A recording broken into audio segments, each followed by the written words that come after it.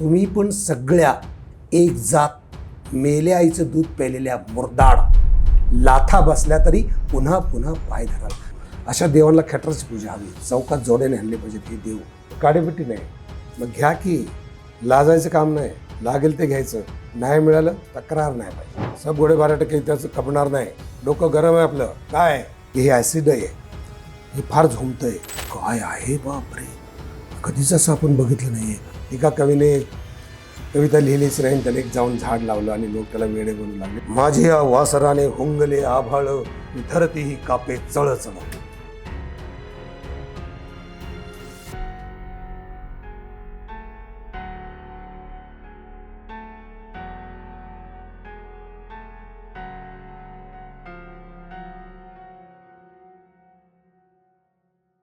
एखाद्या व्यक्तीची ओळख करून देताना त्या व्यक्तीला कोण ओळखत नाही असं घासून गुळगुळीत झालेलं वाक्य बोलण्यातही आता अर्थ नाही. पण तरीही मी सांगते, एक कवी, एक लेखक, एक कलाकार, एक संवेदनशील व्यक्ती, एक खास पाहुणे आपल्याकडे आलेले, ते म्हणजे सयाजी शिंदे सर. सर, तुमचं आमच्या यूट्यूब चॅनलमध्ये खूप खूप स्वागत आहे. सर, आपण सुरुवातच सखाराम बाइंडरपासून करूया. पुण्यामध्ये किंवा महाराष्ट्रभरामध्ये सखाराम बाइंडरचे सध्या तुमचे प्रयोग सुरू आहेत. याचे जे लेखक आहेत विजय तेंडुलकर सर, यांनी ही स्क्रिप्ट लिहिताना, हे नाटक लिहिताना डोळ्यासमोर, नजरेसमोर काशीनाथ घाणेकरांना नजरेसमोर ठेवून हे नाटक लिहिलं होतं. त्यानंतर त्यांनी श्रीराम लागून नाही विचारलं, ते नाही म्हटल्यानंतर ते पात्र, ती भूमिका निळू फुलेंकडे आले आणि त्यानंतर हे पात्र तुमच्याकडे आलं. पण सखाराम बाइंडर तुम्हाला कसा भेटला, म्हणजे सखाराम तुमच्याकडे कसा आला? सखाराम आमच्या घरात नावाचं नाटक करत होतो मी, प्रवीण शांताराम यांनी लिहिलेलं. आणि त्याच्यामध्ये माझ्या वडिलांचं काम कमलाकर सारंग करत होते. अच्छा. आणि त्यांनी सखाराम बाइंडर केलं होतं हे ऐकून होतं फक्त. आम्ही काही त्या काळात बघितलं नव्हतं निळू फुलांचं. फक्त सखाराम बाइंडरचं पुस्तक बघितलं होतं, त्याच्यावरचं कव्हर फोटो बघितलेला, वाचलं पण नव्हतं. आणि आमच्या घरात नाटकाचे प्रयोग चालू असताना त्यांच्या डोक्यात क्लिक झाले की अरे सयाजी सखारामच्या रोलला जाईल चांगला. तर त्यांनी मला बोलता बोलता सांगितलं. तर मी पहिलंच माझं नाटक व्यावसायिकचं होतं. माझं काय डेअरिंग झालं नाही की निळूभाऊंनी केलेलं हे गाजलेलं तो रोल करायचा. पण योगायोगानं असं झालं की आम्ही विदूषक नावाचा सिनेमाचं शूटिंग करत होतो, त्यात निळूभाऊ होते. आणि निळूभाऊंना लहानपणापासून बघत बघतच आम्ही मोठे झालो, किंवा त्यांची सिन्सिरिटी, त्यांचा स्वभाव, त्यांचा माणूसपण. तर एकदा कधीतरी सिरियलमध्ये मच्छिंद्र कांबळेच्या लालबागला आम्ही काहीतरी करत होतो, तेव्हा पहिल्यांदा मला निळूभाऊ भेटले होते. तेव्हा मी त्यांना सांगितलं होतं की लोकांचे प्रश्न लोकांसमोर मांडण्यासाठी म्हणून आम्ही लोकरंगमची संस्था काढली. घुटभर पाणी, पावसाचं गाणं, चतकोर भाकरी, झुलवा, असे लोकांचे प्रश्न सोडवायचे आणि ते सगळे मांडायचे. असं त्यांनी म्हटलं सगळ्याचे असे विचार करणारे 2% पण लोक नसतात. सगळ्यांना पैसा, प्रसिद्धी हवी असते. तर ह्याने काय समाज बदलतो असं काय होत नाही रे. जी इच्छा आहे ते बरोबर आहे, पण अशी माणसं पाचोळ्यासारखी असतात. अर्थात पाचोळा तेवढाच महत्त्वाचा असतो, त्याचं पण कधीतरी वादळ होऊ शकतं. पण तू ह्या मांडलेल्या प्रश्नामुळे समाजातले प्रश्न सुटेल ह्या भानगडीत राहू नकोस, असं बोलणं झालं. ते बरेच दिवस गेले. त्यानंतर मग त्या शूटिंगला भेटलो आम्ही. आणि मी म्हटलं भाऊ मला सखाराम बाइंडरचा रोल करण्यासाठी सांगतात. मी नाही म्हणतो आहे त्यांना, कारण मला डेअरिंग होत नाही, किंवा मला कोणीतरी फेमस केलेलं नाटक दुसऱ्या नटाने करताना त्याची छाप खूप असते. आणि तुम्ही इतकं गाजवलं आहे, ते नाटक म्हणून गाजलं आहे, तुमचा रोल म्हणून गाजला आहे, अशा वेळेला आपण त्याला हात लावा का? तर त्यांनी विचार केला आणि मला म्हणले सयाजी मला असं वाटतं की कमलाकर सारंगच आहे, आणि कमलाकर सारंगला अतिशय त्याच्या जीवाभावाचं नाटक आहे, आणि त्याच्या डोक्यात जर आलं असेल तर माझ्या मते सखारामचा रोल करण्याला नटाला एक स्वतःचा बाज असला हवा लागतो. आणि तुझ्याकडे एक सातारा टाईपचा, सातारी असा एक बाज आहे तुझा, त्यामुळं तो रोलला जाईल. आणि मग कमलाकर सारंगचा आग्रह होता, आम्ही बरोबरच नाटकाचे प्रयोग करत होते. आणि मग तेव्हा म्हटलं की बरं करूया. आणि मग ते सुरू झालं. तेव्हा तेंडुलकरांची माझी ओळख नव्हती. आम्ही तेंडुलकरांना फक्त असे सर आले असं बघितलं. प्रिया तेंडुलकर काम करत होती आणि लालन सारंग स्वतः करत होते, चंपा. तर आम्हाला आहे तशी वाक्य बोलायची. ते सांगेल असं करायचं तसं करायचं वगैरे वगैरे होतो. आणि मी एकदम नौका होतो. प्रिया तेंडुलकर सुप्रसिद्ध हिरोईन होत्या. असं तर करत होतो.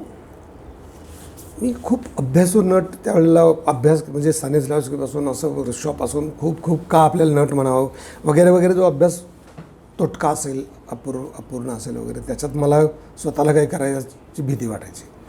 एकांकिका आपल्या ग्रुपमध्ये आपण खूप करतो, इम्प्रोवाईज करतो, पण तिथं काही मी करत नव्हतं. कधी 55 प्रयोग झाले मला वाटतं त्याचे तेव्हा.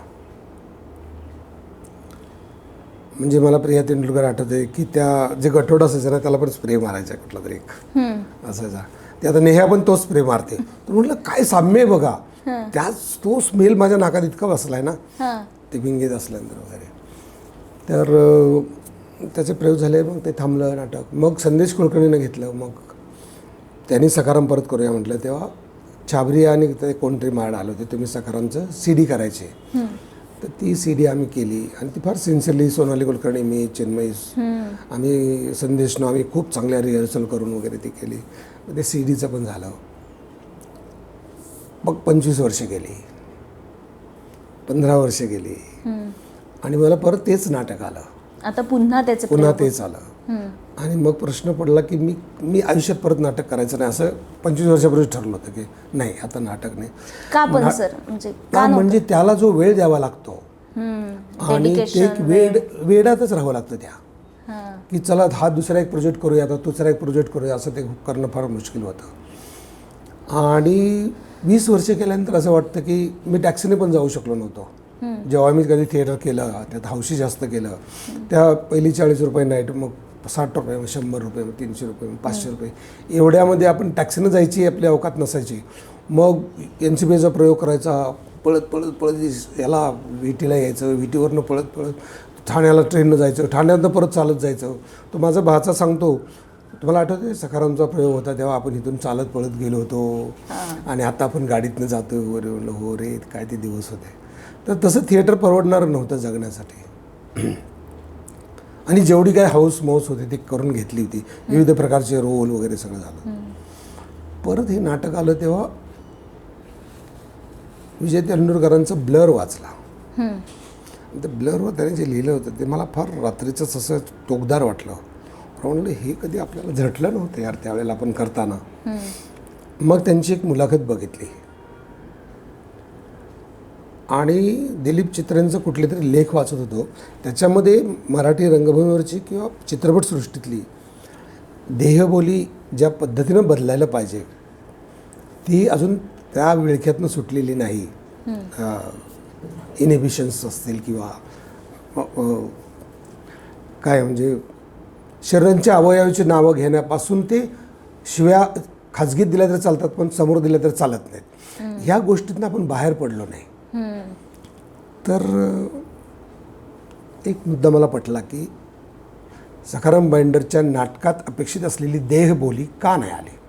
म्हणून मी परत स्वतःला चेक करत गेलो त्यावेळेला मी कसं करायचो.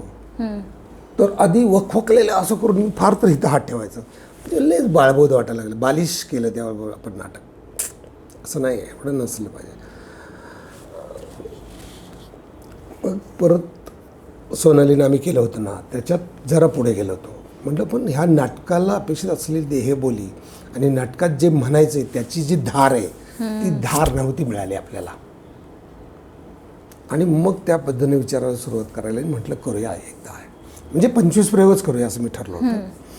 आता एका महिन्यातच 25 प्रयोग झालेत त्याचे आणि खूपच डिमांड आली आहे. सगळीकडून शो मागतायत आणि जानेवारीपर्यंत 50 पण होतील. पण खूप धकाधकीचं होतं आहे मला आत्ता. तर किती करू शकेन मला माहिती नाही, किती करेन, पण डोकं थंड राहील आणि करेन.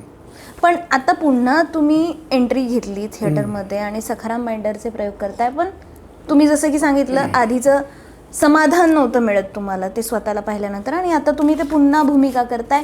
पण आत्ताचा सखाराम तुम्हाला वेगळा जाणवतोय. जेव्हा पडदा पडतो तेव्हा दर प्रयोगाच्या नंतर असं वाटतं की आज सखाराम बाइंडर मला काहीतरी वेगळा वाटला, वेगळा जाणवला. आम्ही कसं आहे की नेहा, अनुष्का, हे सगळे, अभिजित काय, चरण, आम्ही फार अगदी हौशी थिएटर एक्सपेरिमेंटल थिएटर करताना तसं प्रयोगाच्या वेळेला सिन्सिअर असतो, परत बघतो, आज हिथं झकलं होतं, इथे हे झालं होतं, ही ॲक्शन जास्त होती, कमी होती, बारीकशा गोष्टी काम करतो. तर बऱ्याच वेळा म्हणजे प्रयोग जास्तीत जास्त चांगला म्हणजे चांगल्याच एक स्टँडर्ड असतं ना, त्याच्या खाली कधी गेला नाही. की किमान इतकं तर होतच होतं. अगदीच आम्ही भाषा अजिबात बदलायची नाही ठरलं तेंडुलकरांचे. आहेत तसे शब्द आ ओ कॉनस सूचना त्या सगळं घेऊन त्या पलीकडे काय जायचं आहे. म्हणजे मला तोंड शिवराळ, तोंडात शिवी आणि विडी कायम असं तो सतत म्हणतो, पण एकदा पण नाटकात शिवी दिली नाही. तर विचार करतो की स्लरिंगमध्ये कुठेतरी आणूया का. आणि ते गुरु कुंपण तोडतोय ना, ध्यान दे की डोळे फुटले काय, तुझ्या आयला पैसे पडलेत कुंपण घ्यायला, ह्या स्लरिंगमध्ये शिव्या आणू का नको. तर अजून माझं डेअरिंग होत नाही, पण मध्ये मध्ये तिला ती गणपतीची आरती दावतला म्हणू देत नाही, मी लात घालतो तेव्हा त्या शिव्यांचं काहीतरी थोडंसं कुठे यावं का असं मी थोडासा प्रयत्न करत असतो. पण अगदी मुद्दाम आई मायवरनं शिव्या देत होता तिथपर्यंत जात नाही. तर तेवढा तो टेम्पटेशन कंट्रोल करावं लागत. रोलची डिमांड वाटते ना, जिला तिला सांगतो की तोंड शिवरा, तोंडात विडीन शिवी कायम, सगळं गाव म्हणतं असतं. किंवा सकाराम गावात जोड्याशी उभं नका करीनात, बाहेर फाटक्या जोड्याची किंमत का असे ना. म्हणजे हा काय लायकीचा माणूस असेल आपल्या गावात. आणि ह्याचं बोलणं काय, सगळ्या पोएमच असते जवळजवळ, फार डीप अर्थपूर्ण पोएम लिहिल्यासारखे डायलॉग्स आहेत. आणि त्याचं वर्णन तर बाहेर असं आहे. म्हणून मी त्याची शरीर भाषा असं जे मराठी रंगवर कोणी नाही करणार काय, असं काय पण करतो, असं करतो वगैरे वगैरे वगैरे वगैरे ते करायचं आहे. पण जेव्हा थॉट सुरू होतो तेव्हा पण तो म्हणतो की तुम्ही पण टाकलेल्या वाक्यात बाकी काय असलं नसलं तरी एवढ्यापुरती सगळी एक तर नवऱ्याचं नाव निघालं का डोळ्याला पाणी, तोच लुटून लाथा हाणून घराबाहेर काढतो, जीव घ्यायला निघतो तरी तो देव. अशा देवांना खेटराची पूजा हवी, चौकात जोड्याने आणले पाहिजेत हे देव. तुम्ही पण सगळ्या एक जात, मेल्या आईचं दूध प्यायलेल्या मुर्दाड, लाथा बसल्या तरी पुन्हा पुन्हा पाय धराल. हे आजही गेल्या 100,000 वर्षातल्या बायकांना लागू असलेलं एक विधान आहे. तुम्ही पण सगळ्या एक जात, मेल्या आईचं दूध प्यायलेल्या मुर्दाड, लाथा बसल्या तरी पुन्हा पुन्हा पाय धराल. आणि ह्याला बंपर येतं लागतं. किती पटतं बायकांना लोकांना.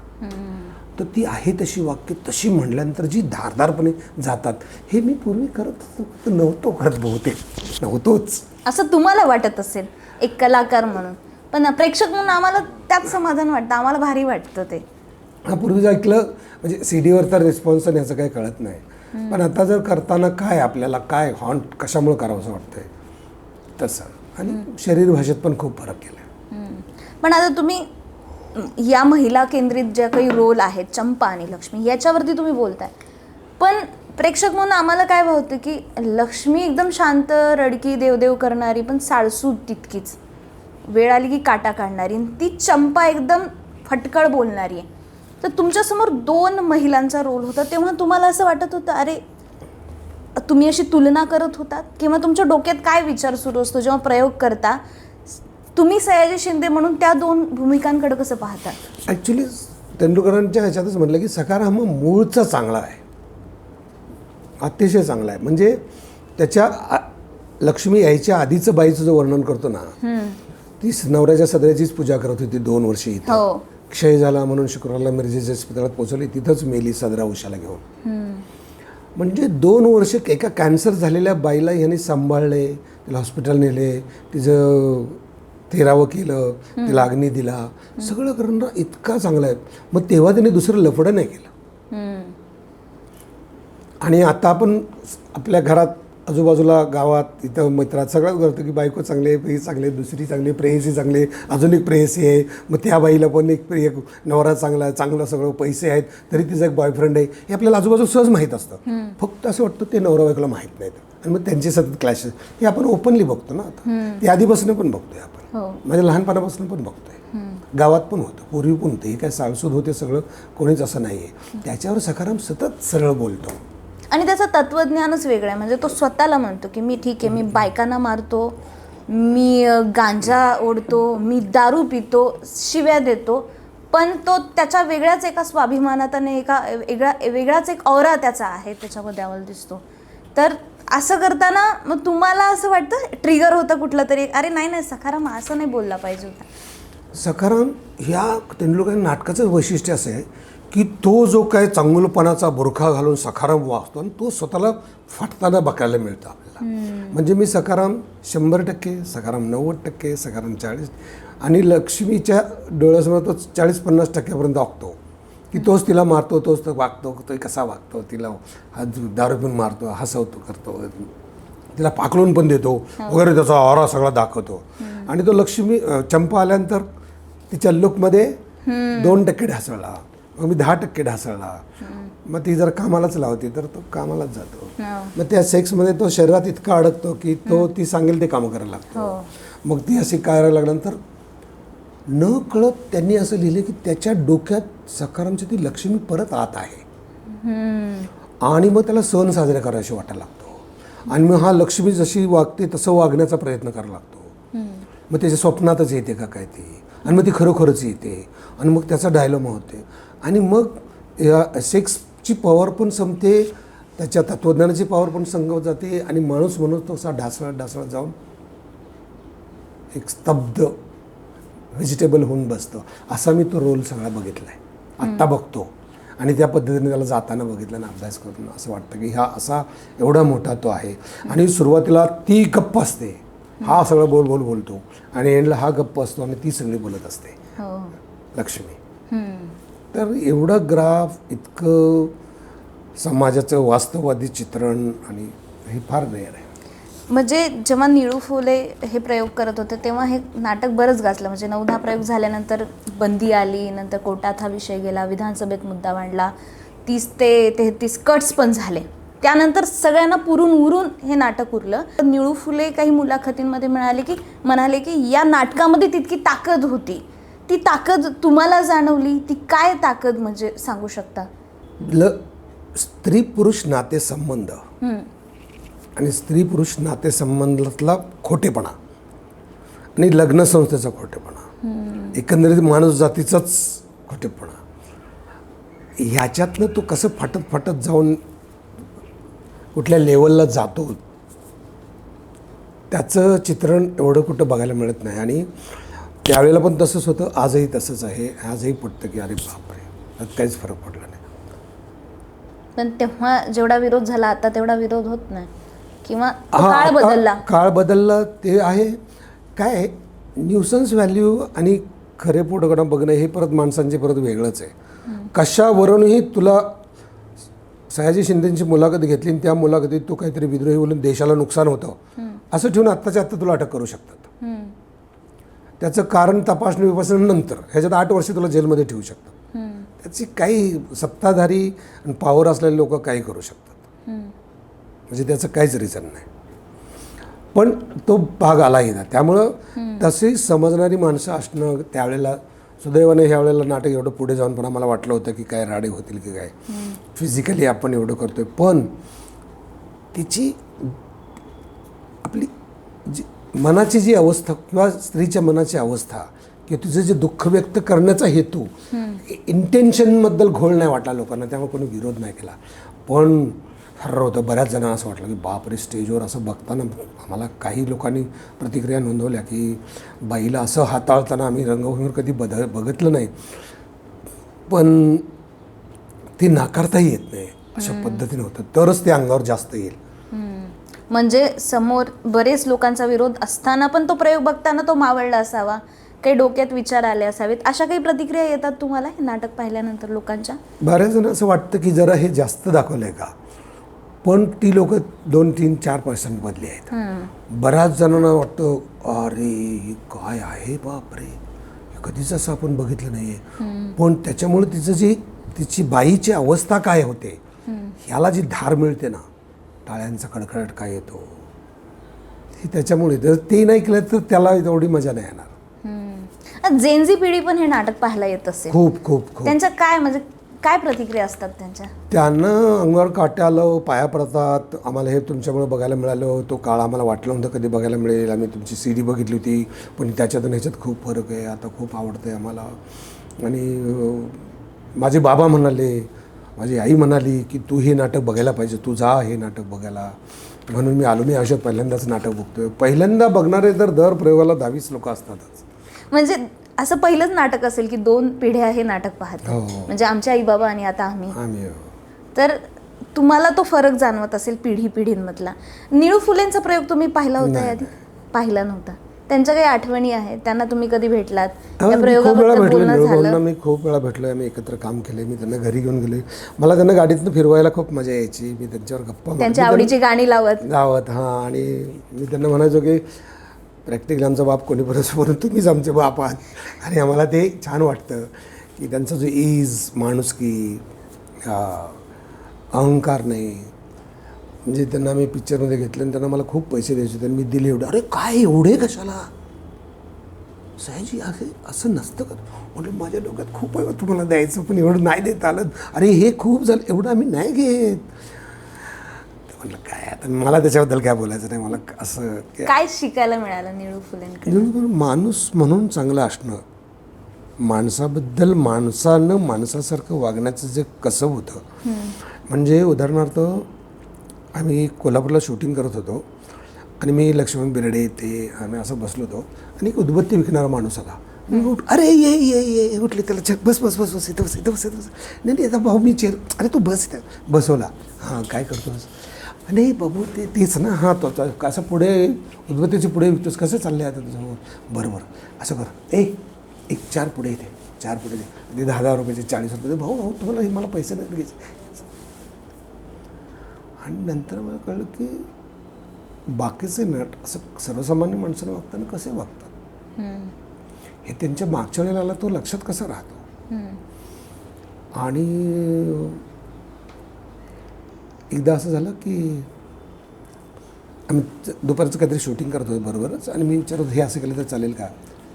तू काहीच विचार करू नकोस, फक्त असं इकडे करून बोल, कशाचा विचार करू नको, कर बरोबर करतोयस तो आता, जास्त हे करणं. असं झालं. बोलता झालं. तर ही साधं वाक्य होतं की काही जास्त विचार करायचा नसतं रे, म्हणजे बरोबर होतं.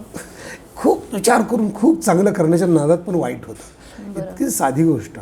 मग ते म्हटले बरं आपण गप्पा मारूया, वाचन बिचन कसं आहे काय वगैरे वगैरे, ड्रिंक वगैरे घेता का? म्हटलं नाही, ऑकेजनली असं. आता त्यावेळेस आम्ही कसं तर म्हटले बरं संध्याकाळी आपण बसूया, मी येतो, आपण गप्पा मारूया तुमच्याशी. असं ठरलं. आणि तेवढ्यात लक्ष्मण बेर्डेचा 2 फुल 4 हाफ हा सिनेमा होता. त्याचा प्रीमियर कोल्हापूरला होता. दुपारी लंचला लक्ष्मण आला, भाऊ आज संध्याकाळी आपल्याला जायचं, प्रीमियर ठरलं आहे आणि असंच जायचं आहे. घ्या घ्या तुम्ही करून घ्या, मी जरा त्या पोरांशी आज गप्पा मारायचं म्हटले, आज त्या गप्पा मारतो जरा. म्हटलं आम्ही असं प्रीमियर यावं तेव्हा चमकही निंकिंग हे काही नाही. त्यांना काही ते त्यांना काहीतरी अवॉर्ड बिवॉर्ड दिलं. ते म्हणजे मागेच सांगितलं त्यांना की मला काय अवॉर्ड बिवॉर्ड दिलं, नवीन पोरं आहेत त्यांना द्या, काय मला बोलू नका तिकडे, काय माझं काय चाललं. आणि अगदी नवीन दहिवडीचा कुठला तर पोरगा होता त्याच्या पिक्चरमध्ये काम करणार, त्याला संबोधन घेणार, ह्याला संबोधन, हे गुण खूप. म्हणजे मी खूप त्या अंगाने विचार करतो की साध्या माणसांशी साधं राहिलं तर काय प्रॉब्लेम आहे. ह्यात अहंकार कशाला असला पाहिजे? माणूस म्हणून जगण्यात अहंकार कशाला पाहिजे? ह्या गोष्टी तुमच्याकडे शिकण्यासारख्या होत्या. नक्कीच. म्हणजे खूप मोठी माणसं होती ती. मोठी माणसं, भारी माणसं, इतके ते शब्द सुचतात त्यांच्यासाठी. आणि स्क्रीनवर बघितल्यानंतर असं बापरे, आम्ही एक रोल घेऊन अभ्यास करत बसलो तर असं वाटायचं की पण साध्या गोष्टी नेमकेपणानं पोहोचवण्याची ताकद कशी. वाईट याचं वाटतं की निळू फुलेंबद्दल आजच्या पिढीला फार कमी माहिती आहे. बाई वाड्यावर या एवढेच मीम्स आता सध्याच्या काळात फिरतात सोशल मीडियावरती, पण या लोकांबद्दल ते एक्सपोजर आत्ताच्या काळात मिळत नाही. म्हणजे जे जुने सिनेमे पाहिले जात नाही आत्ताच्या पिढीकडनं, हे पण एक कुठं खटकत असेल तुम्हाला? मला सांगायला आवडेल, एकदा आम्ही मुळशीला मी फार्म हाऊसवर घेऊन गेलो होतो. तेव्हा माझ्याकडे मी ठरवलं होतं की भाऊंना न्यायचं ना, ज्या दिवशी नेईन त्या दिवशी मी पालखी आणणार.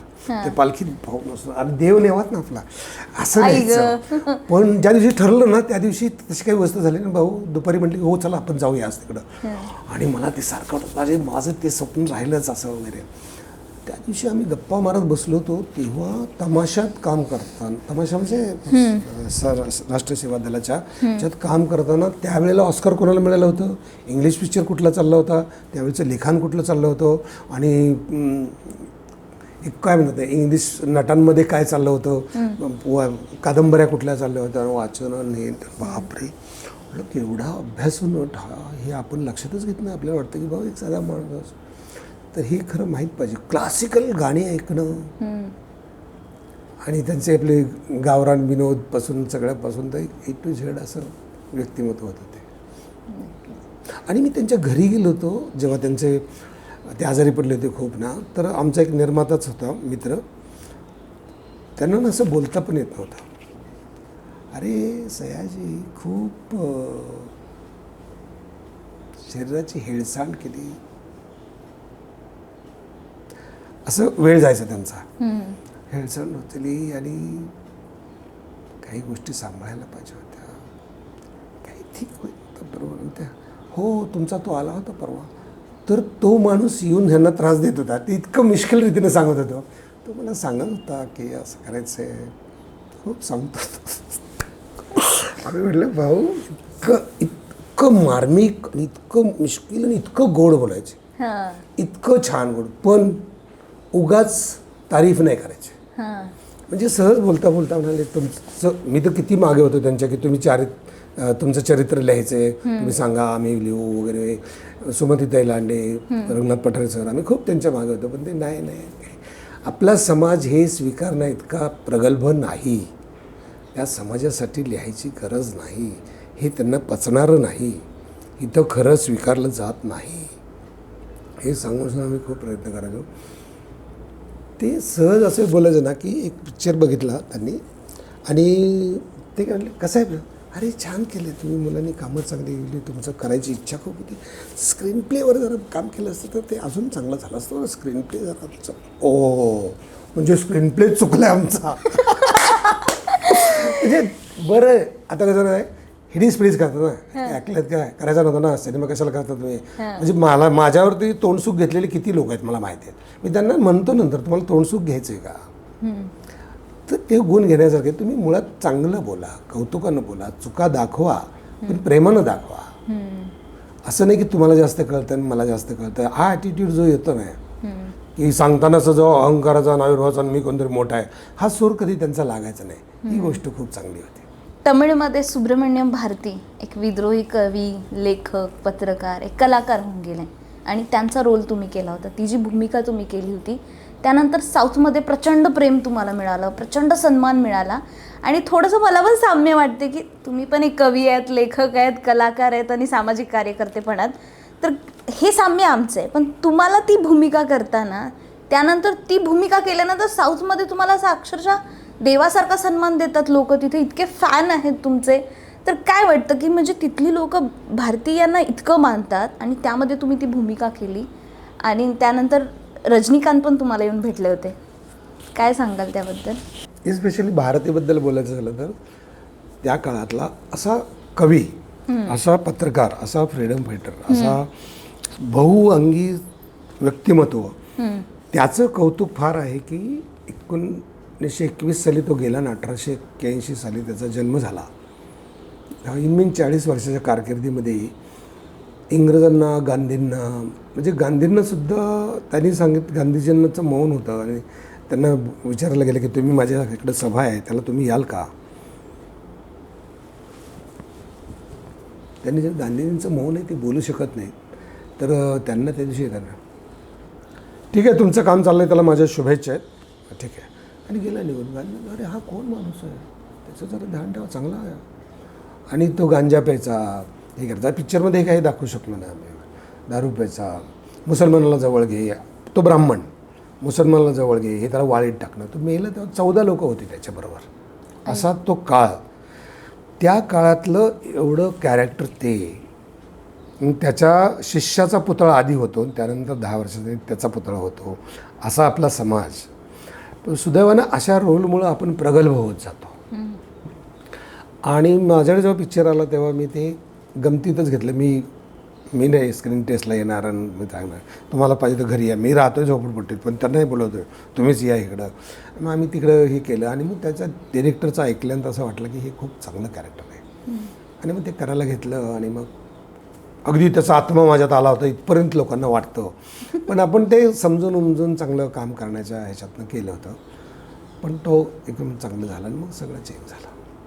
आणि रजनीकांत भेटल्याचा किस्सा? नाही, रजनीकांतनं मी पहिल्यांदा भेटलो तेव्हा ते बसले होते, बाबा नावाच्या सिनेमात काम करायचं होतं आणि मी सकाळी आपले केस कापायला गेलो तर तो केस कट होता, इथं रजनीकांत लिहिलं होतं. अरे म्हटलं आज रजनीकांतला भेटवत जायचं, ही बोलतो आलंच का रजनीकांत. तर बाबा पिक्चरमध्ये गेलो तर रजनीकांत तिकडे बसले सगळे लोक आणि मी गेलो ना, रजनीकांत सर उठले की बाकी सगळे उठले आणि बाकीच्या कळलं की हे कोण, त्यांनी भारतीय नव्हतं बघितलं काय होतं असं असं आणि बोलता बोलता कळलं की कसं तुमचं कसं काय चाललं आहे, म्हणजे आम्हाला माझ्या बाबा एकदम भारी वाटत होतं त्याला. मी गडबडलोच म्हणलं यांना मराठी बोलायचं का, ही तामिळ कुठली भाषा आहे. नंतर कळलं की ते मराठीतच बोलत आहेत आणि मी म्हटलं मला खूप अभिमान वाटतो तुम्ही महाराष्ट्रातल्या कर्नाटकच्या आहेत किंवा हुबळी. मला खूप आनंद वाटतो की तुमच्या इतके फॅन आहेत की तुमचे ब्लड इकडे हातावर लिहिलेलं बघितलं. ते म्हणले सयाजी अरे काय माझं आयुष्य गेलं इकडे रे, पण तू एका सिनेमामध्ये तामिळनाडूच्या ब्लडमध्ये. तर म्हणलं आम्ही कोण पण असू दे, तुम्ही बॉल आमच्या कोर्टात टाकणार आम्हाला मान्य आहे, आम्ही तयार पण आहोत. पण हा मोठेपणा, हे स्टारिझम असणारे लोक, चिरंजीवी काय, नागार्जुन काय, रजनीकांत सर काय, सूर्या काय, विजय काय, म्हणजे एवढा विजय सेतुपती दास एवढा मोठा नट आहे, त्याला अरविंदला मी भेटलो होतं. तर अरविंद जगताप सर आले तर आम्ही आलो तर ते उठून उभे होते आणि आम्ही बसलं तुमचा बिझनेस कसं काय, मेरा ही अभी 30 करोड़ का टेबल पे हो गया है 20 वर्षापूर्वी. अभी रजनीकांत सर 60 में होता होगा वगैरे, असा 30 करोडचा ज्याच्या नावावर टेबलवर बिझनेस होतो. तो नट इतका नम्र, इतका चांगला वागतो. आणि आपल्याकडे बघा, म्हणजे त्या ऐकल्यानंतर असं काही नट वागतात तेव्हा खूप तिडीक जाते, खूप त्रास होतो आणि असं वाटतं की नम्रपणा म्हणजे नुसते पाया पडण्यात नसतं ना, आतूनच असा लागतो ना. बरोबर आहे. कदाचित याचमुळे तिकडे देवासारखं पूजलं जातं तिकडच्या नटांना. इतके मातबर तिकडचे नट असून सुद्धा साऊथमधला फेमस विलन म्हणून तुमच्याकडे बघतात. म्हणजे असंही आम्ही वाचलं ऐकलं की तिकडचे डायरेक्टर्स तुम्हाला घेण्यासाठी मागे लागतात की आम्हाला सयाजी शिंदे आमच्या फिल्ममध्ये हवेत. कसा एकदम तिकडे उडी मारली तुम्ही? उडी नाही, म्हणजे ह्या भारती गेला मग लगेच भारतीचं झालं की लगेच तिकडचे विलनचे रोल ऑफर झाले, सगळे झाले. मग चिरंजीवीवर एक सिनेमा केला. माझ्या आयुष्यात मी 2 तत्व घेतली, well begun is half done आणि hasty climbers of sudden fall. ही 2 वाक्य माझे वेद असल्यासारखे माझ्या डायरीवर लिहिली होती. तर मी जे काही पहिलं केलं ना ते बिग बँग झालं. ते झालं की पुढचे पिक्चर आले माझ्याकडं. पण त्याच्यासाठी मी 80ला ठरवतो आणि 2000 साली सक्सेस मिळतो. 18 वर्ष मी काम करतो त्याच्यावरती ना. 18 वर्ष 20 वर्ष काम करायचं असतं असं कोणाला पटायला पाहिजे ना. याने पुढल्या वर्षी गेली, होईल रे. 17 वर्ष बँकेत काम केलं. बरोबर. मग अजून काय असतं, पण एक होतं ना की ध्येयापासून हल्लो नाही, जे ठरलं तेच केलं आणि झालं ते परत सक्सेस. बँकेत नोकरी करता करता नाटकं केली तुम्ही? नाटकं करायचं. पण बँकेत पण एकानं माझ्या बँकेत अन्याय केला होता जनरल मॅनेजरने. तर मी त्याचं ऐकलं नव्हतं, राजीनामा दिला होता. म्हणलं प्लाझा मंडळात हमाली करेन, वडापाव विकीन, पण तुझं नाही खपून घेणार आहे. तर आमच्या जनरल बॉडीने ठरलं, संचालक बोर्डाने, की हा पोरगा तसं नाही करणार, आपण ह्याला ठेवूया. मग मला ब्रँच बदलून दिली असं वगैरे. पण असं आता मागे बघून वळून वाटतं की कुठे मी स्टँड घेतला तो बरोबर होता, प्राऊड फील होतं की हां, पण तसं नाही ऐकलं. म्हणजे एका हिंदी पिक्चरच्या त्याच्यात गेलो होतो, तो रोल सांगत होता. म्हटलं बघा आजही घरातनं डबा घेऊन निघतो, म्हटलं चांगला रोल ज्या दिवशी तेव्हाच करणार आहे म्हटलं. तुम्ही समजू नका ह्यात काय नाही, मला पहिलं रोल सांगा, समजून मला रोल करू द्या. साऊथमधनं तुम्ही नंतर नाटकाकडे वळाला, त्याच्या आधी नाटकांमध्ये झुलवा केलं. बँकेतली नोकरी केल्यानंतर तुम्ही थिएटर केलं. आणि पण प्रेक्षक म्हणून आम्हाला ना एक फरक दिसतो की थिएटरची लोकं आणि पिक्चरमधली लोक, आम्हाला थिएटरची लोक काय एवढी भारी वाटतात. म्हणजे एक तर तेवढे कसलेले असतात कलेमध्ये, ॲक्टिंगमध्ये, की नाटकं करताना आणि पिक्चर करताना जास्त समाधान कशात वाटतं तुम्हाला? नाही, ॲक्च्युली पैसे चांगले मिळाले की जास्त समाधान वाटतं. ते कोणालाही वाटतं. त्यानंतर कलाकृतीचं म्हणशील तर ती कलाकृती ॲप्रिशिएट लोकांनी केली की जास्त समाधान होतं. आपण सगळीकडे सारखंच काम करतो, पण जेव्हा ते ॲप्रिसिएशन जास्त मिळतं आणि करेक्ट मिळतं तेव्हा तेव्हा खरं समाधान होतं की म्हणजे झुलवा काम करताना 1000 लोक उठून टाळ्या वाजवत आहेत आणि अरुंधती नावाचा सिनेमा मी केला होता, त्या सिनेमाच्या एका माझ्या एंट्रीला 1000 लोक उठून टाळ्या वाजवत आहेत. समाधान सगळीकडेच असतं ना. पण झुलवात कपडे आम्ही घरी आणून धुवून न्यायचो आणि आमचेच पैसे घालून एस टीनं जायचो आणि आम्हीच राहायचो आणि तिकडे त्याच गोष्टीसाठी आपल्याला इतके लाख आणि तितके लाख दिले जातात. त्यामुळं कलाकृतीचं समाधान हे पैशात मोजण्याचं काय हे नसतं. किंवा नाटक आणि सिनेमा अशी तुलना करण्यात पण हा हजारो वर्षापासूनचा प्रश्न आहे. नाटकातला आनंद आणि त्याच्यातला आनंद, कलेचा आनंद त्या कलेचा असतो ना. पण एक ऑडियन्स म्हणून आम्हालाही ते बघायला भारी वाटतं की हा थिएटरमधली लोक आणि पिक्चरमधली लोक, OTT मधली लोक, सिरियलमधली लोक आम्हाला दिसतात ते पडद्यावरतीच, पण त्यात आम्हालाही फरक करता येतो थोडाफार.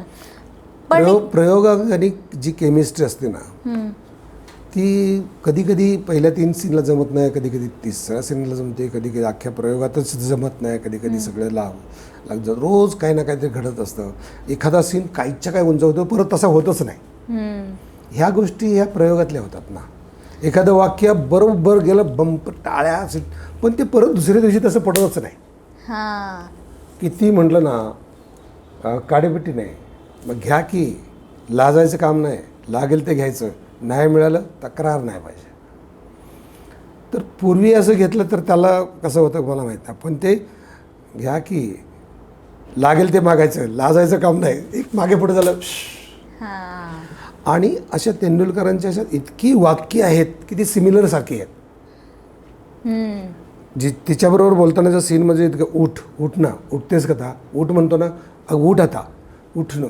आता हे ना 4-5 प्रयोगानंतर इथं 2दाच उठ आहे ना, उठतेस का 3दा नाही, 2दा आहे. तर ह्या बारीक गोष्टी कशा लक्षात ठेवायच्या. हो काय सब घोडे 12% मामला इथं खपणार नाही काय, आणि हिच्यात काय सब घोडे 12% इथं खपणार नाही, डोकं गरम आहे आपलं काय. तर चंपाबरोबर बोलताना सगळा तोच पीस, त्यातले 3 काय इकडे वेगळे आहेत आणि 3 अनुस्वार इकडे आहेत आणि 2 कॉमा इकडे आहे आणि तीच वाक्य इकडं तिकडं काय इकडं आहे असं. हो या घरात आता सुरुवातच या घरात राहायचं आहे तुम्हाला, आता घर माझ्यासारखंच आहे, मग तक्रार चालणार नाही. चंपाबरोबर या घरात राहायचं तुम्हाला, आता काय घर माझ्यासारखंच आहे, हो मग तक्रार चालणार नाही.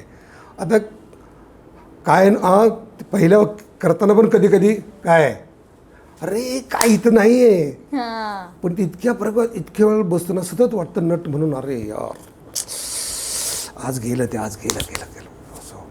आणि इतकं बेमालूमपणे होतं ना की 2 पातळ सुरुवातीला, मग वर्षाला 1 झालं तर ते सुद्धा, आता झालंच तर चंपा बरोबर आहे, तिच्याबरोबर तसं नाही आहे.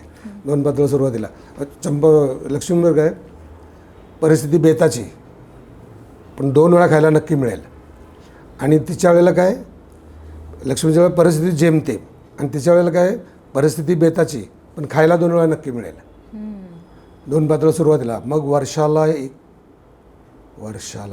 तिच्या शरीरात तो गुंतो, वर्षाला एक झालंच तर ते सुद्धा भारी नव्हे.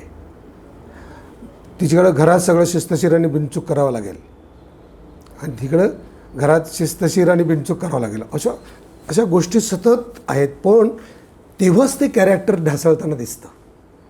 एक शब्द मागे पुढे करण्यातच ढासळायला लागतं. म्हणजे घरामागं विहीर आहे, पायखाना लांब आहे, उन्हाळ्यात विहीर आटते, आणि नदीवर आणावं लागतं. आणि इथं विहीर तिकडे आहे घरामागं, पायखाना लांब आहे, काय झालं उन्हाळ्यात विहीर आटते, पाणी नदीवर आणावं लागतं, नदी 1.25 मैलावर आहे, पावसाळ्यात या भागात विंचून. तर काय झालं, ही 2च मध्ये टाकल्यात. एवढा काय विचार असेल, किती विचार केला आत गेलं तरी असं वाटतं हे. आणि हे सगळं जुळवून आपल्यात आणायचं आणि तसं करायचं, तेंडुलकरांच्या म्हणण्याच्या जवळ जायचं. ही 25 वर्ष करून पण मला आता वाटतं की थांब मी अजून करूया. जत्रेत तुम्ही गावात असताना आधी जत्रेत पण नाटकं करायचं, तुमचे मित्र पण असायचे, तर तेव्हापासून ते होतं. स्टेज डेअरिंग असेल, ती करण्याची खुमखुमी असेल, एक कलाकार म्हणून, तर ती आठवण काही सांगू शकता की सुरुवातीचं नाटक आणि आत्तापर्यंत आता सखाराम बाइंडरचा प्रयोग. कलेची आवड गावातल्या कला बघून वाटून असं नाटकात कामं करायची ते बघून कौतुक वगैरे होत होतं. यात्रेतलं नाटक करतानाच्या गोष्टी अशा की मी कॉलेजला होतो तेव्हा आम्ही बाळ कोल्हटकर, प्रभाकर पणशीकर, काशीनाथ घाणेकर त्यांची नाटकं म्हणजे अगदी नाना पाटेकरांचं महासागर आम्ही बघितलं. अमोल पालेकरांची नाटकं ती शाहूकला मंदिरचं वरचं बांधलेलं नव्हतं तेव्हा ओपन थिएटरमध्ये आम्ही ते बघायचो. दिलीप कुलकर्णी जाऊन बघायचो वगैरे. त्यात कुठेतरी आवड निर्माण झाली आणि मग आवडलेले पीस ती नाटकाचं पुस्तक आणून मी म्हणायचो. त्याची एक आवड होती ती म्हणजे बाळ कोल्हटकरांचं वाहतो ही दुर्वांची जुरीमध्ये काळा कावळा रांजण भरतो खड्या मागून पडे खडा पुण्यवान मी कसा राहिला कसा भरेना अजूनही घडा हे पाप नको हे पुण्य नको हा जीव नको हे जगणेच नको या सर्वातून मोक्ष मागतो अष्टांगाची करुण घडी वाहतो ही दुर्वांची जोडी. आणि असं काय काय काय काय पाठ केलेल्या गोष्टी. मग त्या गावच्या जत्रेच्या नाटकात काहीतरी कुठलं कॅरेक्टर त्याच्यामध्ये हे टाकायचं का उगाच मला येतं मला आवडतं असे लगे म्हणजे नकळत ही एक्सपेरिमेंट मी करत होतो तेव्हा. गंमत होती पण काहीतरी सांगायचं नाही मला हे पाठ आहे मला इथं घ्यायचं आहे ह्या नाटकात मी ते मध्ये तेच घ्यायचं. हेच आकर्षण असेल का सर म्हणजे की इतके वर्ष फिल्म करून साऊथमध्ये गेलात मराठी हिंदी सगळं करून पुन्हा नाटकाकडे वळण्याचं कारण काय म्हणजे तेच कुठेतरी होत होतं की पुन्हा थिएटर केलं पाहिजे पुन्हा नाटक केलं पाहिजे. मी कित्येक 10 वर्ष इतके लोक नाटक कोण निर्माता नव्हता आला मला कर घरी येऊन बसून नाही रे नको म्हणजे तेवढा वेळ तेवढं हे सगळं करून. पण मग ही एक हा जो ॲसिडिक नाटक मिळालं आणि आत्ता जाणवलं की हे ॲसिड आहे हे फार झोंबतं आहे तर हे परत करूया आणि मग त्या ताकदीनं परत करतो. पण आता कसं होतं ना फिजिकल म्हणजे आता मला गेल्या 10-15 वर्षात मी नाईट शूटिंग नाही करायचं असं डिक्लेअर करून शूटिंग करत होतो. आणि आता हे 9:30चा वगैरे प्रयोग लागतो. मी कालच सांगितलं ह्याच्यानंतर नाईटचा प्रयोग नसेल. 12, 5, 7च्या पुढे प्रयोग लावू नका म्हटलं. तर हे अशा गोष्टी होतात ना परत करायचं म्हणजे किती चॅलेंजिंग होतं ना. तुमचा जन्म साताऱ्याचा पण आम्हाला हे विचारायचं की आम्हाला सयाजी शिंदे सर दिसत आहेत समोर आज जे सयाजी शिंदे सर आहेत त्यामागे अशी एखादी व्यक्ती असेल की ज्यांच्यामुळे ज्यांनी पुश केलं तुम्हाला ज्यांनी ढकललं या सगळ्या याच्यामध्ये किंवा ते एक खंबीर पाठिंबा लागतो अशी कोण व्यक्ती आहे ज्यांच्यामुळे आम्हाला सयाजी शिंदे सर दिसत आहेत आज. नाही प्रत्येकाचं मी नेहमी सांगतो की आई वडील ही पहिली मुख्य विद्यापीठ असतात. हो त्यानंतर बाकी विद्यापीठं सुरू होतात आणि शिक्षक सुरू होतात. ते 50% जीन्समध्ये असतं आपल्या आणि 50% आपण शिकत जातो बाहेर आणि त्याला काही सूत्रच नाही. प्रत्येकाचे आई वडील प्रत्येक मुलाच्या पाठीमागे असतातच ना पण त्याला काही सूत्र नाही. समभाव 7वीलाच मला शाळेला मावशीवर ठेवलं मग 7वीपासून मी बाहेरच फिरतोय मग ह्या अनुभवातनं जगण्यातनं लाईफ कळण्यातनं ह्यातनं पुढे जातो. एखादी गोष्ट मनाला लावून घेतो स्वतःची कलावंत बनायचं ठरवतो. मग असं वाटतं की ते पण आता बस किती ॲक्टिंग करायची असते त्याचं पण कंट्रोल. मग झाडाकडं काय ओढला जातो आणि मग मीनव्हाईल आई झाडाकडे जाण्याचं कारण आई आपल्या आयुष्यातून जाणार तर काय आयुष्याला म्हणजे आजही विचार माझ्या डोक्यात आला आता खरं तर काही नाही आहे आयुष्यात. चला कोण सातारला जातो तर आईला भेटायचं की इकडे भेटायचं कोणाला भेटायचं आपल्याला कोणासाठी काय करायचं कुठले पैसे कमवायचे कुठलं नाव कमवायचं आहे काय असतं नाही. आई असल्यानंतर असं कधीच नाही व्हायचं. आई असल्यानंतर दररोज नसता हे उत्साह नसता जायचं यायचं हे करायचं. 97 वर्षाची असताना आई गेली पण आईकडे जायचं म्हटल्यानंतर जो आणि ती ओढ असायची ती घराची आणि दरवेळेला काहीतरी तिथून मिळायचं आणि असं वाटायचं की अरे काय आपली आई काय म्हणजे असं एक होतं ना ते जाणं. त्यामुळं हे मागं असणं आईबाप असणं हे स्वाभाविक आहे पण एक व्यक्ती म्हणून तसं काय होत नाही. बऱ्याच तुम्ही लोकांची तुमच्या आतचा जो आत्मा आहे ना तुमचं म्हणणं मी नेहमी सांगतो तुमच्या पंखात बळ असेल तसं सुनील कुलकर्णी माझ्या लाईफमध्ये होते. त्यांनी मला एक दिलं होतं की तुझं आभाळ आणि तुझे पंख हे कायम लक्षात ठेव. मला दिवाळी कार्ड दिलं होतं ते मला इतकं आवडलं होतं ना की कुठेही जाऊ माझे पंख आणि माझं आभाळ माझं मी बघेन किती जायचं ते. एकदा तुम्ही ठरलं की मला ह्यांनी मदत करा त्यांनी मदत करा त्यांचं काय होत नाही हे मी आपण बघतो आणि अशी मदत केल्याने काही कुठं जाताना माणसं दिसत नाहीत. ज्यांच्याला वाटतं की माझ्या पंखाने मी उडणार आहे, थँक्यू, बिंदास. म्हणजे मित्र असणं आयुष्यामध्ये, तुमच्या मैत्रीचे तर किस्से भरपूर आम्ही पाहिलेत, वाचलेत, पण तुमचा जो कोणी मित्र आहे आता, ज्याच्यासोबत तुम्ही बरेच सिरीज आणि व्हिडिओज करता, तर शिवाजी सर आणि तुम्ही, तर असं कधी कॉम्प्लेक्स येणं, लाज वाटणं, ह्या गोष्टी अजिबात वाटत नाही, एकदम प्युअर ते आम्हाला दिसतं. तर हे तुमच्याकडनं शिकण्यासारखंच आहे. म्हणजे जे जे मोठे सेलिब्रिटी आहेत किंवा ते समजतात स्वतःला, त्यांनी हे नक्कीच शिकावं. तर ही जी जोडी आहे ना, ती आमच्यासाठी एक एक्झाम्पल सेट केलेलं आहे. अशी मैत्री पाहिजे. तर त्यांच्याबद्दल आता काय बोलाल कॅमेरावरती? मित्राला काय सांगाल? नाही, प्युअरिटीचं असेल कदाचित, प्युअरिटीशी आपण जुळलेला असो. मित्र हे आयुष्यात खूप समृद्ध करतात आपल्याला. लहानपणीच असतील, चोऱ्या करणारे मित्र पण आता आठवतात. आम्ही लहानपणी सीताफळ चोरायचो, आंबे चोरायचो, एकत्र आणायचो. म्हणजे चोरायचं कोणाचं तर आपल्याच माणसांचे आहे का रे, जवळ चुलते, मामा, काका हेच असायचं. त्यांनी कधी तुम्हाला अडवलं होतं? पण त्यांना बापूला कळतं पेरू आपण. नंतर कळतं बापूने चांगले पेरूचं झाड तिकडं होतं, तुम्ही इकडून आणले होय पेरू. ते इतक्या चोऱ्या पकडायचे, गमती जमती असं सगळं. त्या वयातले मित्र. म्हणजे या वयातही हक्काने पाय चेपाला लावणं आणि ते प्रेमाने चेपून घेणं, हे म्हणजे आम्ही पहिल्यांदा बघितलं. हो, म्हणजे मी त्याला लहान समजत नाही, तो मला मोठा समजत नाही. इथंच तर खरी मजा आहे ना. हे आयुष्याचे घेण्यासारखं आहे ना. कोणी कोणाला मोठं समजू नये, कोणी कोणाला छोटं समजू नये. का तुमच्याकडे माज नको आणि तुमच्याकडे लाचारी नको. ह्याच्यात जगलं ना की तुम्हाला चांगलं जगता येतं ना. नाहीतर ते हे पाणी आण रे जरा, मला दरिद्री वाटतो तो माणूस. हे ड्रायव्हरला बोलव जरा.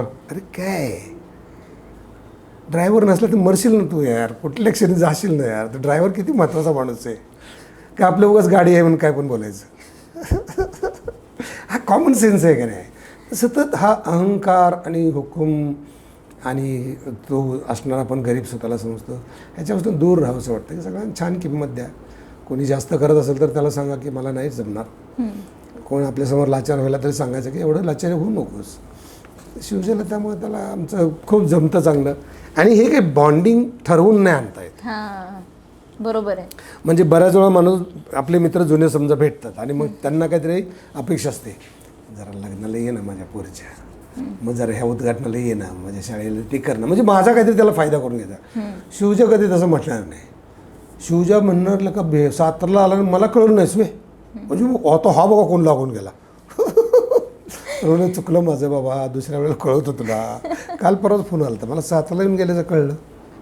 म्हटलं अरे 2 तास होतो, मला फोन करायचा नाही का मग. असेच इंडस्ट्रीत पण मित्र आहेत.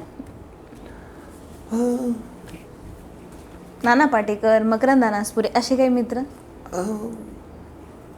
नाही, मकरंद आम्ही बरोबर काम केलं, नानाबरोबर मी जास्त काम केलं नाही. पण त्यांचा आदर्श घेऊन सतत बघून त्यांना कसं होतं, म्हणजे 10 वर्ष आधीचे आहेत ते. त्यांचं बघून म्हणजे त्यांनी करिअर वेगळ्या लेवलचं केलं ना.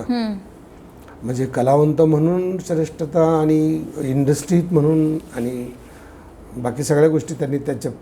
पण मला नेहमी छबिलदासला नाना पाटेकर गेल्यानंतर आम्ही गेलो होतो, तर मला सांगायचं की देवदत्त साबळे सांगायचा की तू नाना पाटेकरसारखं काहीतरी नाव कमवशील अगदी 82-83ला. तर म्हणलं हे बघ, ते नटसम्राट नाटक केलं होतं ना, त्याच्यात म्हटलं होतं की बाबा गंगेनं कसं व्हावं हे जमुनानं सांगू नये, जमुनानं कसं व्हावं हे गंगेनं सांगू नये. त्यांचे मार्ग एकच असतात ना. पण त्याच्यासारखा तो कोणी नसावा, तुमच्यासारखं तुम्ही असलं पाहिजे, हे आपण सतत बाळगलं पाहिजे ना मनात. नाना पाटेकरांचा आदर आहे मला, पण मला नाना पाटेकर नाही म्हणायचं, मला सयाजी शिंदे म्हणायचं. पण त्यांच्या कित्येक गोष्टी ज्या आहेत ते घेण्यासारख्या आहेत. आणि विशेष म्हणजे सखारामला पाटेकरांची अनाऊन्समेंट आहे. आणि अचानक एक दिवस मला आलं की ही अनाऊन्समेंट पाटेकर सरांनी करावी. मी कधी नव्हे तो, म्हणजे कधी आम्ही बाकीचं आमचं बोलणं चालणं जेवण खाणं वगैरे सगळं आहे एकत्र, दिल्लीला वगैरे भेटले, म्हणजे अगदी काय म्हणतात त्याला मोठेपणानं चांगलं ते समजतात, मानतात. मला जेव्हा जेव्हा प्रॉब्लेम आले तेव्हा मी त्यांना फोन केला आहे वगैरे. मला म्हणले काय, म्हटलं मी सखाराम बाइंडर करतो आहे आणि त्याच्यामध्ये अनाऊन्समेंट तुम्ही केली तर मला जरा प्राऊड फील. बरं कधी करायचं आहे, तर म्हणलं उद्या परवा 2-3 दिवस आहेत, उद्या परवा जमणार नाही, मी ते मिलिटरीकडे, परवा मी करतो. डाऊन स्टुडिओला जातो, करतो आणि त्यांनी लगेच केलं. दरवेळी मी ऐकतो तेव्हा मला अशी पॉवर येते ना एंट्री करताना. झोनमध्ये जातो ना आपण.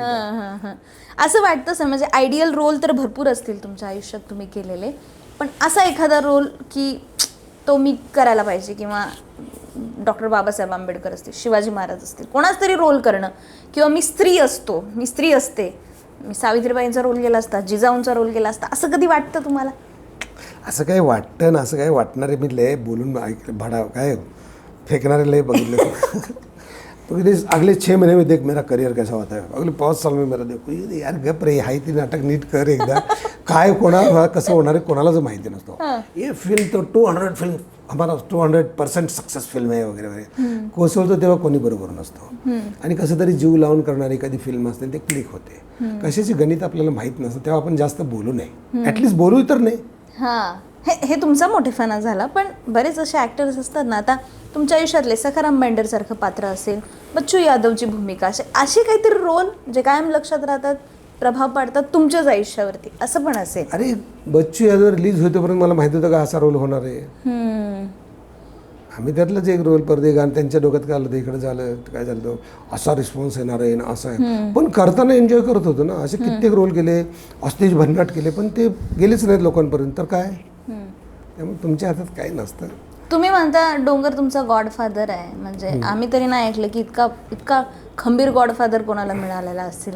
आणि प्रेम करताना आपण विचार नाही करत, म्हणजे प्राण्यांवर प्रेम करतो, पाण्यावर, नद्यांवर करतो. तुमचं झाडांवर एवढं प्रेम कसं काय? म्हणजे फक्त झाडच का?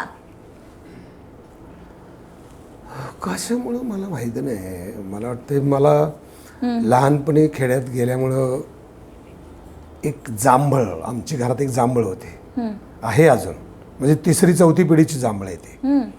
आणि त्या जांभळीच्या फांट्याने आमचं घर बांधलं. त्याचा बुंद हा भला मोठा आहे, त्याची जांभळं खायची औरच हाऊस. त्या पाल्यात झोपलो आहे, त्या पाला वाळला आहे, मग तो पाला जाळला आहे, मग त्याचा हे केलं आहे. ती जांभळं कच्ची खाल्ली, मग पिकली खाल्ली. तसे आमच्या गावातले विविध आंबे, सगळे आंब्याचे प्रकार, तोरणं, या झाडांच्यामुळे इतका आनंद मिळाला आहे लहानपणी. कदाचित ती कुठंतरी ते नातेवाईक असल्यासारखे, आपले रिलेटिव्ह असल्यासारखे, आपल्या अंगात तेच आहे ना सगळं. तुझ्या माझ्या अंगात काय आहे, झाडांचे रसच आहेत ना, तेच खरे नातेवाईक आहेत ना. अजून कोण नातेवाईक आहेत? आपण आई बाप सगळे जगतोय, ते कशावर जगतोय. आणि ते कधीतरी तुंबारा लिहिताना नाटकात ते क्लिक झालं, आणि त्याच्यामध्ये असं असलं की झाडच खरी मशाल आहे असं सहज येऊन गेलं. त्यामुळं आपल्या तेच असतं, आज सगळ्यांच्या तेच आहे ना. ऑक्सिजन, अन्न, पाणी हे फक्त झाडापासून येतं ना, आणि त्याच्यावरच आपण जिवंत असतो ना. म्हणून तरी जिवंत राहिलं पाहिजे ना, झाडांसाठी नम्र असलं पाहिजे ना. झाडांबद्दल आम्हालाही सगळ्यांना ओढ असते, पण ती ओढ जरा मर्यादित असते. बाल्कनीमध्ये झाडं लावू, टेरेसवर लावू, बस एवढंच. पण बोलणारे खूप असतात. बाल्कनीत झाडं लावू आणि ग्लोबल वॉर्मिंग थांबवू, असे कित्येक बायका मला असं सांगतात की मी सुद्धा ना आमच्या बाल्कनीत इतकी छान झाडं लावलीत ना, ऑक्सिजन आम्हाला ना ग्लोबल वॉर्मिंगला खूप फरक पडत असेल ना. म्हणजे नगरसेवक सांगतो मी, त्या डिवायडरमध्ये झाडं लागल्यानंतर बघा तुम्ही किती थंडाई सुरू झाली लातूरला आमच्या. अरे बापरे, शॉकच बसतो आपला. हो का, म्हणजे काही मला, आणि मी तर काही लगेच त्याची खेचत नाही. अरे छान, पण लावत चालतं, छान करायचं. डिवायडरमध्ये झाडं लावून ग्लोबल वॉर्मिंग कमी झालं. म्हणजे बोलणारे खूप असतात की आम्ही झाडं लावतो, वृक्षारोपण करतो, पण ॲक्च्युअल काम करणारे खूप कमी असतात तुमच्यासारखे. आता वनराई, किती वनराई आहेत? माझ्यापेक्षा मला तर नाव असल्यामुळे मला जरा जास्त समाजात मानतात. ॲक्च्युली लावणारी खूप चांगली माणसं आहेत जी समाजापर्यंत येत नाहीत, आणि त्यांना घेणं देणं पण नाही. बरोबर. ते उठतात, डोंगरावर जातात, झाडं लावतात. म्हणजे ती अरविंदची कविता आहे ना, एका कवीने कविता लिहिलीच नाही, त्याने एक जाऊन झाड लावलं आणि लोक त्याला वेडे बोलू लागले. मग फार मस्त कविता आहे ते. तर तसे कित्येक माणसं आहेत. पण आता एवढं बिझी शेड्यूलमधनं तुम्ही देवराईसाठी वेळ काढताय. आता किती देवराई आहेत? 40-30 तरी ऑफिशियली झाल्यात. 40-50 अजून वाढत आहेत, किती त्याचं लिमिट मोजलं नाही. की आपण ते काय, आपल्याला करिअरमध्ये जरा मला गिनीज बुकमध्ये नाव जावं आणि माझं इज्जत नाव जावं आणि मला ही पदवी मिळाली हे दाखवण्याचा हेतू नाही ना. ते दाखवताना लई गरीब वाटतात ना लोक. माझी ही विशारद आहे मी. अरे गाता येणं तू कळलं असतं की आम्हाला, एक आ केलं असतं कळलं असतं की तू कुठली विशारद आहे ती. असं ती झाडं लावण्याचा विचार मी की काय बाबा, नाही आपल्याला आवडतं करतो, माझं काम आहे, माझी छंद आहे माझा. मला बरं वाटतं, मला सुख वाटतं, मला आनंद मिळतो आणि प्रॅक्टिकल आनंद मिळतो. झाडांवरच्या कविता, बैलांवरच्या कविता, म्हणजे काय हे असं आवड आहे? म्हणजे एखादी कविता आम्हालाही शेअर करू शकता, बोलून दाखवू शकता ऑन कॅमेरा? आता माझी पाठ कुठली कविता आहे? माझ्या वासराने हुंगले आभाळ आणि धरती ही कापे चळचळ. हे पारंपरिक आहे, मला वाटते इंद्रजित भालेरावांच्या ह्याच्यातले आहे, पण किती सुंदर आहे. प्रकाश होळकरचे बऱ्याच कविता ही खरंच स्पॉन्टेनियस ओव्हरफ्लो ऑफ इमोशन्स. मी मराठी शिकलो तेव्हाची ती व्याख्या आहे ना, स्पॉन्टेनियस ओव्हरफ्लो ऑफ इमोशन्स असतात ना, तसं त्या फार कमी ह्याच्यात खूप काही बोलून जातात आणि नटाला खूप कमी शब्द जास्त बोलता यावं म्हणून आपण जास्त शब्द असला का पॅरेग्राफ तो पहिला अर्धा करावा, अर्थपूर्ण करावा, कमी करावा. एकाच वाक्याची अर्थाची 4 वाक्य असली तर पहिली 3 काढून टाकावी. नाहीतर मग काय घोळ होतं, ते पचपचित होतं, ते तेच जाते. त्यामुळं त्या कवितांमध्ये आणि चांगल्या कवींच्या कविता म्हणजे किती बोलकं असतं ते सगळं. फार तुमचं लक्ष वेळीकडे नाही वेळेकडे वडाचे मसवे आहे, वडाचे मसवे नावाचं गाव आहे, तिथले शिक्षक, तिथले विद्यार्थी ते पण मग कॉल करू शकतात. आज कुठल्या आमदार खासदाराचा कॉल आला तर मी घेईल का नाही म्हणून, पण असा एखादा माणूस असतो तो काहीतरी तिकडे काम करतो आणि ती अशी झाडं लावतात, काम करतात, फार भारी वाटतं ना.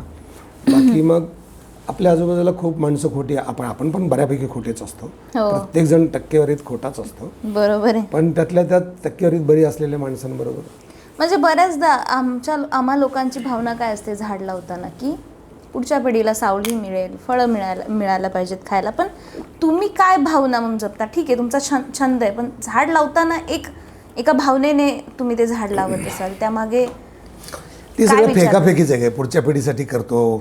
तुम्हाला काय वाटतं? पण नाही, मला काय वाटतं की ह्या लहानपणी मी घराच्या पाठीमागं बाहेर फिरायला गेलो की झाडं झाडं झाडं झाडं एवढं वैभव होतं आणि आपण मोठं होतो. आता बघतो की हे सगळं उजाड झालं यार, काहीतरी चुकलंच आपलं यार. कशाच्या मागे लागलो होतो आपण? हे का झाडं गेली असतील यार, हे का आंबा गेला असेल, ह्याचं काय झालं पुढे?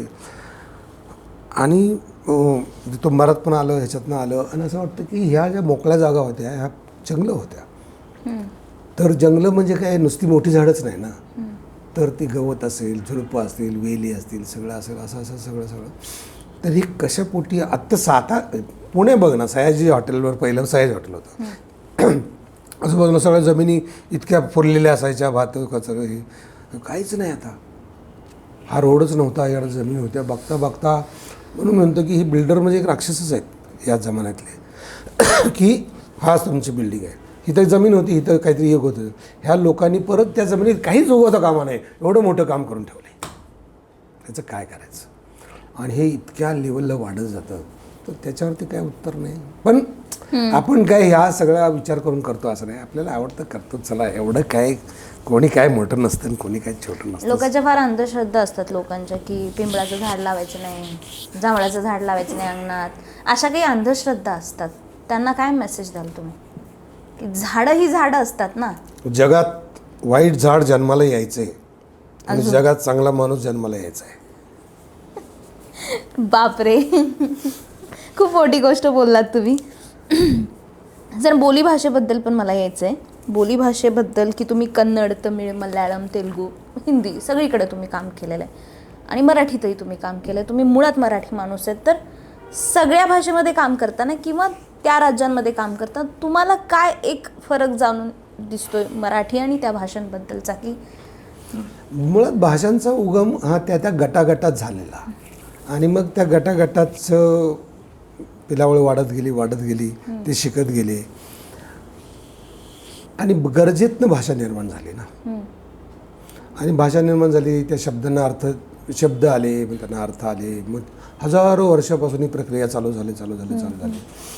आणि मग राहते ती भाषा आईच फक्त मुलांना शिकवते ना. त्यामुळे जगात आईची भाषाच ही ग्रेट असते कोणाचे पण. नंतर शिकून बिकून सांगतात तर ज्ञान पाजळू दे किती पण मुळात आई शिकवते भाषा ना मुलाचं. आणि त्या आईची ती नात्यातल्या लोकांची मिळून ती आईची मग वडिलांची, भावाची, मावशीची, काकीची, असं ते पोरगं शिकत जातं. पण पहिलं आईपासून शिकतं. मग विविध प्रदेश, तशी विविध माणसं, मग त्यांच्या तशा भाषा. पण साधारण ह्युमन बिईंग सगळे सेमच असतं ना. पण कधी न्यूनगंड असा आलेला आहे बोलीभाषेचा, किंवा बऱ्याचदा आता आम्हालाही शिव्या घातल्या जातात खाली कमेंट बॉक्समध्ये, माझं च काढलं जातं, च काढलं जातं, न काढलं जातं, न काढलं जातं. म्हणजे हा जो संघर्ष आहे ना अजूनही बोलीभाषेवरनं, की ते अडाणी लोक फक्त हे असं काढतात. ते बऱ्याचदा ज्यांना भाषेचं प्रमाण ज्ञान नाही. भाषेचा संदर्भ देतात ना ते मला. प्रमाण भाषेनंच मूळ भाषेचा फार खून केला आहे, ह्याला प्रमाण म्हणायचं. आणि न्यूनगंडात जे गेले त्यांचं नुकसान झालं, की आपल्याला इंग्लिश येत नाही, हा एक न्यूनगंड. आपल्याला हिंदी येत नाही, मग आपल्याला गावाकडची भाषा, गावठी असं समजतात वगैरे वगैरे. पण त्यांनी बरंच नुकसान होत असतं. पण कसं आहे की तुम्ही स्वतःला तसं समजता की हा हुशार आहे, तुम्ही तसं समजूच नका ना. तुम्ही ह्याच्यावर चांगलं आहे ते, अरे वा हे चांगलं आहे, मला पण शिकायचं आहे, ही भावना ठेवली तर मी कमी कशाला. शिकता येतं ना. मुळात सतत तुम्ही प्रयत्न करणं हा एवढंच आयुष्यात काम असतं. तुम्हाला कधी अनुभव आला, कधी हिनवलं गेलं तुमच्या भाषेवरनं, बोलीभाषेवरनं? हो हिणवलं गेलं. पण माझं काय झालं, मी मुळात मराठीचा स्टुडंट आहे आणि माझं वाचन होतं, अभ्यास होता, बघणं होतं. आणि नट म्हणून मी त्याचा अभ्यास केला होता. तर टला ट, नला न, रला र, ओला ओ म्हणायचं. तर त्यांनी कसा फरक पडतो, तर रोलला ते तसं गरजेचं असतं ना. तेव्हा असं कोणी ते सांगायला यायचं ना, तेव्हा मी त्यांना सरळ म्हणायचो, चादर म्हणलं आणि चादर म्हणलं, तुला ब्लँकेट नाही वाटत ना? पाणी म्हणलं आणि पाणी म्हणलं तर तुला काय दूध वाटते? मी काय म्हणतो ते कळतंय ना तुला? मग का मी न म्हणू का न म्हणू का काय म्हणू, तू कोण सांगणार मला? तर तो घटना पाणी पाणी म्हटलं. पण रोलमध्ये जर पाणी असेल तर पाणीच बोलेन, पाणी असेल तर नच बोलेन ना. त्या रोलची गरज आहे. त्यात परत असं नसतो की तो ब्राह्मण घाटावरचा आहे का, तो साताऱ्यातला आहे का, कोल्हापूरचा आहे का, तो पुण्यातला आहे का, मुंबईतला आहे का, लंडनचा आहे. त्या ब्राह्मणाचं त्या प्रमाणात बदलेल ना. जसं गावातला माणूस तो लंडनला राहिला का त्याच्यावरती बदलतं ना. त्यामुळे भाषेचं काय, अशा लोकांचं अपुरं ज्ञानाच्या लोकांसमोर चांगलं ज्ञान असलेल्या लोकांनी तरी ॲटलिस्ट नांगी टाकू नये.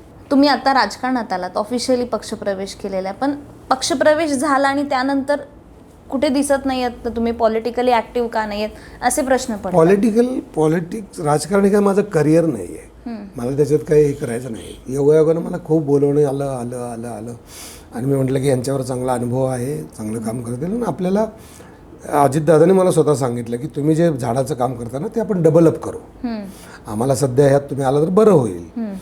तर म्हटलं मी काय करणार, काय तुमच्या सोयीनं करा, तुम्ही तुमचं बोला वगैरे. आणि मी गेलो आणि ते झालं, सीट्स चांगल्या आल्या आणि ते म्हणलेत करतो ना. अजून काही त्यांनी केलं नाही ज्या प्रमाणात करायला पाहिजे. पण ते ह्या फेब्रुवारीत आमची परत एक मीटिंग आहे. म्हणजे मी जे बघतो ते आमदार खासदार, माझे जे अभ्यास आहे त्यांच्याबद्दल तो तसाच आहे. मला वाटलं ते अजून चांगलं निघतील, ते अजून ते चांगले निघालेले नाही आहेत. म्हणजे स्वार्थासाठी माणसं सगळे असतातच, त्यात काही वेगळं नाही आहे. पण त्वेषाने झाडांबद्दलची भूमिका घेऊन आता तपोवनचा मुद्दा फार पेटला आहे, तेव्हा तुम्ही डायरेक्ट गिरीश महाजनांच्या विरोधात बोलताय, जे की महायुतीतला घटक पक्ष असूनही तुम्ही त्यांच्या विरोधात बोलताय, किंवा राजकारण्यांच्या विरोधात बोलताय, इतर नेत्यांच्या विरोधात. तेव्हा खूप अवघड जात असेल की आपली भूमिका झाडांप्रतीची, तेव्हा कुठे ते तो एक हे बसत नाही, एक बंधन येत नाही. मी काय स्टान्स घेऊन जगत नाही, एक आविर्भाव आणून जगत नाही. त्यामुळे मी आता राजकारणात आहे, मी आता युतीचा आहे असं काय नाही. माणूस म्हणून जगावं माणसांनी. मी आविर्भाव आणणारी माणसं काय चांगली नसतात. आणि मी काय चला गिरीश महाजनांच्या बोलायचं म्हणून काय बोललो, त्यावेळेस सहज ते येऊन गेले तर. कारण ते तिथे जबाबदार मंत्री आहेत, त्यांनी ही स्टेटमेंट अशी केलीत आणि ती चुकीची आहेत. आजही त्यांचा मला फोन आला होता. आजही मी त्यांना म्हणालो की तुम्ही आता अजून चांगलं करण्याच्या नादात अजून वाईट करताय. बरोबर आपण ते सुधार करू, बरोबर. मग म्हटलं असं सांगू, तर ते काय मंत्री झाले म्हणजे काय, कोण समजतात मला, माणसंच आहेत ना ते शेवटी. तुम्ही चांगलं करण्याच्या नादात फसवू नका लोकांना ना. आणि काय घेऊन जाणार आहे आपण बरोबर. म्हणून म्हटलं की वाकडं जायचा काय प्रश्न. आणि आपण जर खरं असू तर आपल्याला ते जर म्हणले की नाही सत्ता आमच्याकडे ना, आम्ही हे सहन नाही करणार, चांगल्या माणसाला काय करतील, जेलमध्ये ठेवतील. जेलमध्ये खूप जागा आहेत झाडं लावण्याला, इतक्या जागा आहेत. मी अभ्यास केलाय ना, तुला सांगतो जेल सारख्या रिकाम्या जागाच नाही. पाणी आहे, कामगार आहेत, सगळं आहे. त्यामुळे आपल्याला सोपंच आहे. म्हणजे तुम्हाला जेलमध्ये जरी टाकला तरी तिथं पण तुमचा प्लॅन रेडी आहे. हां, म्हणजे काय, आपण घाबरायचं काय कारण आहे? काय होणार आहे? तुमचीच लोक सत्तेत आहेत, त्यांनी मग स्टँड नाही घेतला पाहिजे. अजून तपोवन बद्दल काहीच नाही भूमिका बोल, स्पष्ट नाही अजितदादा वगैरे झाली. सगळे जॉईन झाले होते. आणि कोणी जॉईन होणं काय नाही, सगळे खऱ्याची बाजू घेणारे लोक जगात खूप आहेत. आता यूट्यूबवर सगळीकडे एवढं चाललंय ना, त्यामुळे असं काय नाही, कुणी बाजू घ्यावी की मी ठरवून नाहीच बोललो ना. बरं, मी म्हणून तर मला लेक्चर द्यायला जायचं नाही, मला कोणाला शिकवायला जायचं नाही. मला पटतं, मी हे करतो. तुम्हाला वाटलं तुम्ही जॉईन व्हा, नका वाटलं तुम्ही नका हो, मला ते करायचं आहे. किती लोक आले, किती सोडले, किती नवीन झाले, हे चालूच राहते ना प्रक्रिया. आपल्याला आवडतं आपण करतो, अजून 10 जणांना आवडतं त्यांना करतात. आम्ही बघू पुढं काय काय होतं तपोवनच्या बद्दल. पण पुढच्या जन्मी आपण नाही का म्हणतो, पुढच्या जन्मी आपल्याला हा जन्म मिळाला पाहिजे, तो जन्म मिळाला पाहिजे. तर आता तुमचं निसर्गावरती एवढं प्रेम आहे म्हटल्यावर तुम्हाला काय व्हायला आवडेल मग पुढच्या जन्मी? झाड व्हायला आवडेल, पक्षी व्हायला आवडेल, काय आवडेल? नाही, झाडच झालेलं बरं. पुढचा जन्म कोणी पाहिला असंही म्हणेल. हा, जन्म तर ते काय आपण गंमतच करतोय. पुढचं काहीच माहीत नसतं, उद्याचं काहीच माहिती नसतं. पण आपले एक ब्रेनमध्ये चाललेलं केमिकल जे काही चाललेलं असतं त्याच्यातनं आपल्याला जीवनाची उत्तर मिळत नाहीत ना. आपण सतत शोधत असतो काय. म्हणजे तुंबारात मी काय लिहिले, माणसाला पैसा हवा असतो, प्रसिद्धी हवी असते. तेव्हा एंडला कळतं की अरे मला शांती हवी होती. म्हणून मी त्याच्यात असं म्हटलं की आता जरा मला बाहेर पडायचं आहे ह्या समाजाच्या ह्याच्यातनं. आता रानात जाऊया, आता डोंगरात जाऊया, तिथे 1 कोंब 2 कोंब, कोंबच कोंब, एक आपलं झाड, त्याची तिथंच होणार वाढ. खरखरीत मायाळू कडा, त्याला झाडाचा पडला वेढा, दगडाचं झाड विशाल, त्यावर झाडाची एक मशाल. तर मला असं वाटतं की ते बोलवूनच ठेवलं मी, की आपल्याला वाटतं हेच जगणं आहे यार. ते याच्या कशाही काही नसलं तरी ते दगडाला हे करून पण जातं आणि वाढतं आणि जगाला काहीतरी मशालीसारखं उभं राहतं. तर ही नैसर्गिक मशालच आहे ना. तर तीच खरी मशाल आहे ना. ते मी कधी 40 वर्षापूर्वी लिहून ठेवलं होतं. आयुष्यात एकच लिहिलं होतं, पण ते असं वाटतं की तेच पुरे पडतं आहे आपल्याला. तुम्ही भरपूर वेळ दिला आम्हाला, वेळातला वेळ काढून दिला. ठीक आहे, थोडक्यात का होईना पण चांगल्या गप्पा झाल्या, चांगल्या चर्चा झाल्या. थँक्यू सो मच सर, तुम्ही आमच्या चॅनलवरती आलात, आम्हाला वेळ दिलात. ह्या गप्पा, ह्या चर्चा तुम्हाला कशा वाटल्या कमेंट बॉक्समध्ये लिहून नक्की कळवा. आणि अशाच गप्पा ऐकण्यासाठी आमच्या लगावत यूट्यूब चॅनलला सबस्क्राईब करायला तेवढं विसरू नका.